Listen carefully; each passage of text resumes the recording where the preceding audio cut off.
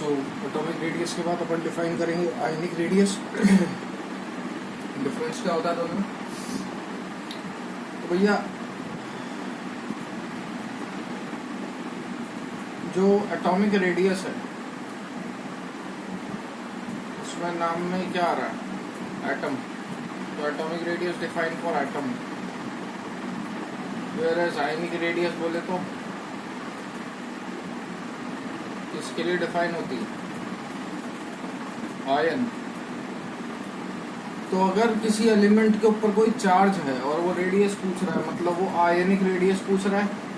अगर किसी एलिमेंट के ऊपर कोई चार्ज नहीं और वो रेडियस पूछ रहा है, मतलब वो एटॉमिक रेडियस पूछ रहा है। रिपीट कर देते हैं, अगर किसी एलिमेंट कोई एलिमेंट अगर आयन की फॉर्म में है, आयन की फॉर्म में मतलब उसके ऊपर चार्ज है और वो अगर रेडियस पूछ रहा है तो वो मतलब आयनिक रेडियस पूछ रहा है। तो आप आयनिक रेडियस के कॉन्सेप्ट के बेस पे जवाब दोगे।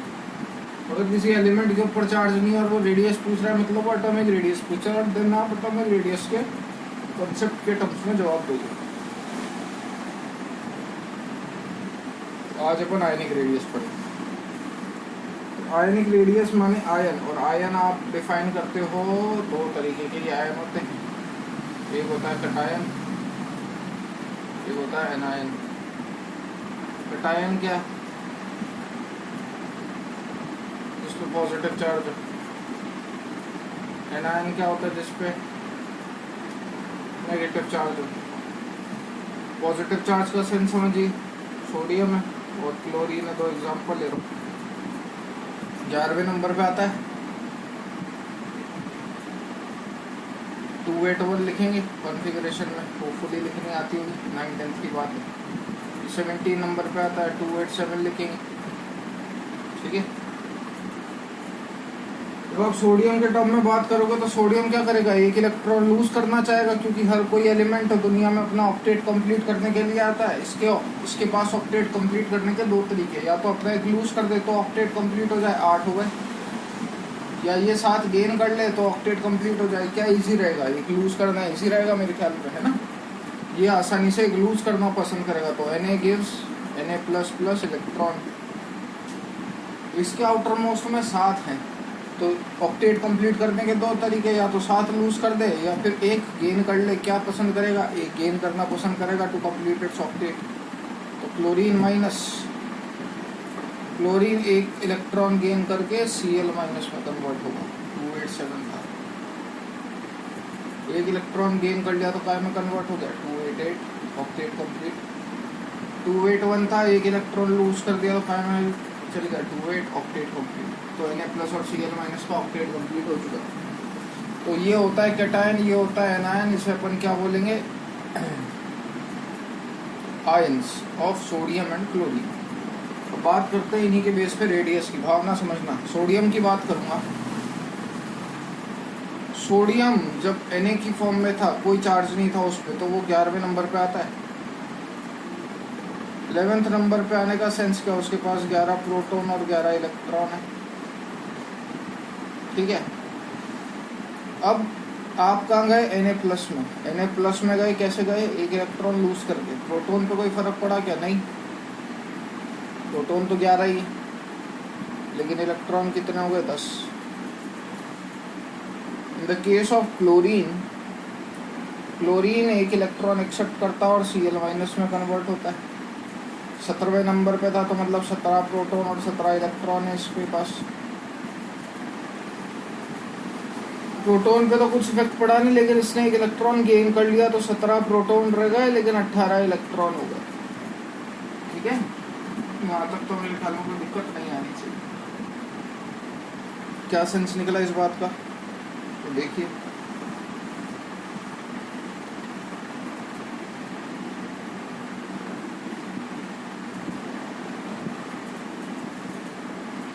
ये अपना न्यूक्लियस, ये शेल्स है।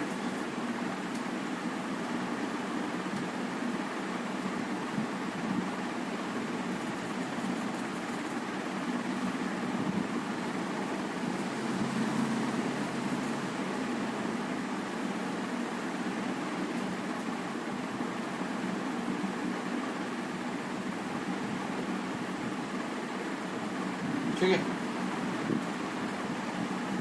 इसके बेसिस पे बात करेंगे तो न्यूक्लियस के पास कितने प्रोटॉन है? 11 प्रोटॉन है। पहले 11 प्रोटॉन और 11 इलेक्ट्रॉन थे। यहाँ ये क्या है? अंदर 8 है।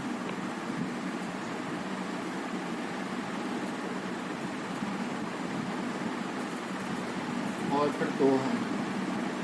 टोटल ये हो गया 11 होंगे। ठीक है, जब इसके बेसिस पे बात करोगे तो 11 प्रोटॉन और 11 इलेक्ट्रॉन, भावना समझना मेरी। प्रोटॉन क्या करेगा? इलेक्ट्रॉन को खींचने की कोशिश करेगा, और इन इलेक्ट्रॉन और इलेक्ट्रॉन के बीच में रिपल्शन लग रहा है तो ये साइज बढ़ाने की कोशिश करेंगे। तो इलेक्ट्रॉन और इलेक्ट्रॉन के बीच में धक्के की वजह से तो साइज बढ़ती है, लेकिन प्रोटॉन और इलेक्ट्रॉन के बीच में अट्रैक्शन की वजह से साइज घटती है। इसको इस तरीके से समझिए कि ये होपफुली दिख रहा होगा कि ये मेरे से दूर जाना चाह रहा है, लेकिन मैं इसको यहाँ खींचना चाह रहा हूँ। तो हम दोनों एक रिजल्टेंट जगह पे पहुंच जाएंगे अगर दोनों के फोर्सेस जो है वो बराबर हैं। ठीक है, रस्सा कसी करी होगी ना कभी, एक एंड से कोई आप रस्सी खींच रहा है, आप दूसरे एंड से रस्सी खींच रहे हो, अगर दोनों के फोर्स बराबर हैं तो पॉइंट हिलता नहीं है। ठीक है ना? तो इसी तरीके से ये साइज है। 11 प्रोटॉन इसको खींचना चाह रहे हैं, लेकिन इलेक्ट्रॉन और इलेक्ट्रॉन के बीच में रिपल्शन धक्का मार के साइज बढ़ाना चाह रहे हैं। तो प्रोटॉन क्या चाह रहा है? साइज घटाना। लेकिन इलेक्ट्रॉन क्या चाह रहे हैं? साइज बढ़ाना। तो सपोज जब 11 प्रोटॉन और 11 इलेक्ट्रॉन थे तो साइज इतनी थी। जब 11 प्रोटॉन और 11 इलेक्ट्रॉन थे तो साइज इतनी थी, लेकिन Na+ में क्या हो गया? एक इलेक्ट्रॉन कम हो गया। Na+ में जब एक इलेक्ट्रॉन कम हो गया तो अब प्रोटॉन हावी हो गए। प्रोटॉन हावी हो गए तो अब ये इन पे पर इलेक्ट्रॉन पहले एक प्रोटॉन का फोर्स लग रहा था। पहले 11 प्रोटॉन 11 इलेक्ट्रॉन थे ना, तो पर इलेक्ट्रॉन एक प्रोटॉन का फोर्स लग रहा था। लेकिन अब जो फोर्स है वो पर इलेक्ट्रॉन बढ़ जाएगा क्योंकि इलेक्ट्रॉन कम हो गए। अगर प्रोटॉन का फोर्स बढ़ गया तो ये इसको अपनी साइड खींचेगा, और अपनी साइड खींचेगा तो साइज क्या होगी? कब? होपफुली समझ में आया हो। सिमिलरली उल्टा कर लो, इसमें 17 थे तो यहाँ बाहर आएंगे 7। 1 2 3 4 5 6 7। तो पहले साइज इतनी थी जब 17 प्रोटॉन और 17 इलेक्ट्रॉन थे, लेकिन अब क्या कर दिया आपने? एक इलेक्ट्रॉन बढ़ा दिया। अरे इलेक्ट्रॉन बढ़ा दिया तो इलेक्ट्रॉन ताकतवर हो गए। अब इलेक्ट्रॉन ताकतवर हो गए तो इनका धक्का ज़्यादा डोमिनेटिंग हो जाएगा एज कम्पेयर टू न्यूक्लियस के अट्रैक्शन के। अगर धक्का ज़्यादा डोमिनेटिंग हो गया तो साइज क्या हो गई? इंक्रीज हो गई। कंक्लूजन बेटा सीधा सीधा।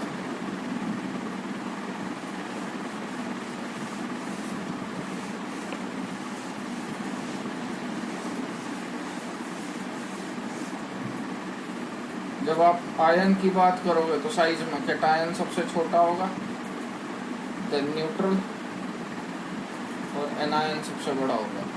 सीधा सीधा कंक्लूजन।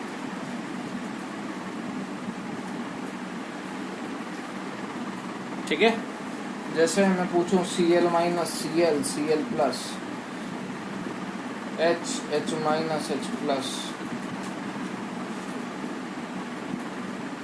Fe+2, Fe+3, इसमें ऑर्डर बता दीजिए। तो क्या लिखेंगे आप ऑर्डर? और करें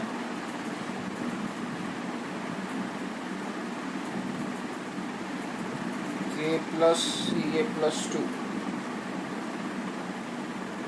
इनमें ऑर्डर बता दीजिए। तो क्या करेंगे अपन? ऑर्डर में क्या लिखेंगे? सबसे छोटा cation, then chlorine, then Cl-, H+, H, H-,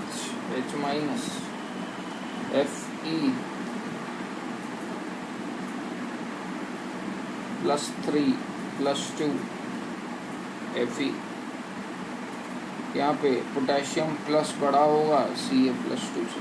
ठीक है, सब ध्यान रखिएगा। So from here we'll continue the next class. Next class में अपन आयनाइजेशन एनर्जी करेंगे।